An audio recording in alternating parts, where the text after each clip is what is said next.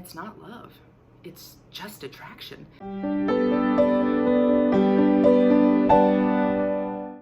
Hey y'all, today I want to talk to you about something that really changed my life. Before he was elected Pope, Pope John Paul II wrote a book called Love and Responsibility.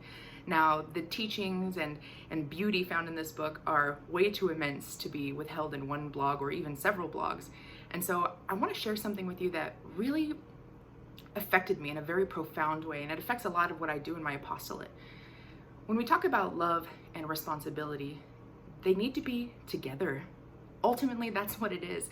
Because if you find yourself with someone or very attracted to someone and the compatibility is there and the attraction is there, the excitement is there, and all those things that we're told, by the media that have to be there, the strong physical attraction, the having fun all the time, which are good things, of course.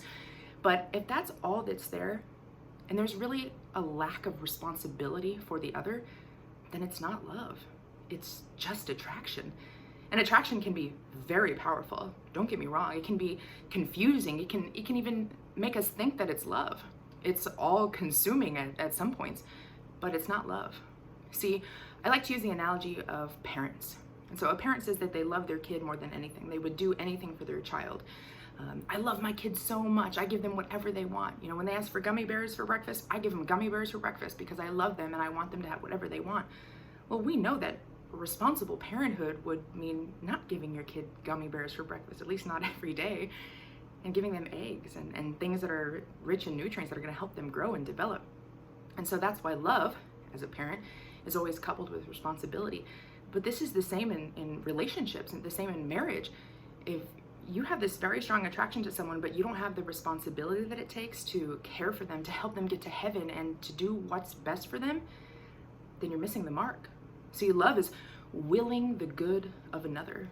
It's not always rainbows and sprinkles and good times. It is that, absolutely that. Relationships should be fun. They should be joyful. They should have laughter. But ultimately, that responsibility to care for another one, to put them before you, to put their needs before yours, to watch what you say, to care for them and for their family, for their needs, and to help and to pray for them, to help them get to heaven. This is what real love looks like. It's not always pretty, and it involves often the thing we struggle with the most, which is the death to the self. And so if you've ever found yourself, or if you know someone who's found themselves in a situation in which maybe the attraction is there, maybe the fun is there, maybe all those other elements that we think are necessary for a good relationship or even a good marriage are present, those are not the things that endure.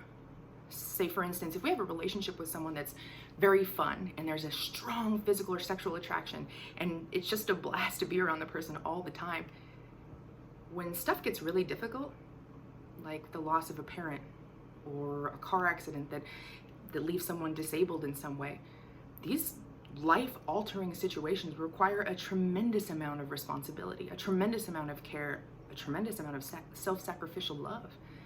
And that's exactly what Christ is. He lays down his very life for us. And that's why husbands ought to love their wives like the church, that Christ loves the church, and wives ought to love their husbands as Christ is the head of their family. This is the natural order of things.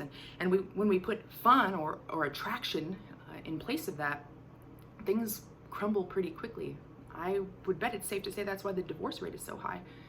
And so when we think about love, in the sense of true, actual, lasting, self-sacrificial love, we ought to always think of it with responsibility. Because if you're not responsible for the other person, you can't commit to the other person. If you can't make the sacrifices that it takes to really be with someone and to love them through thick and thin, for better, for worse, for richer, for poor, until death do you part, then it's just attraction.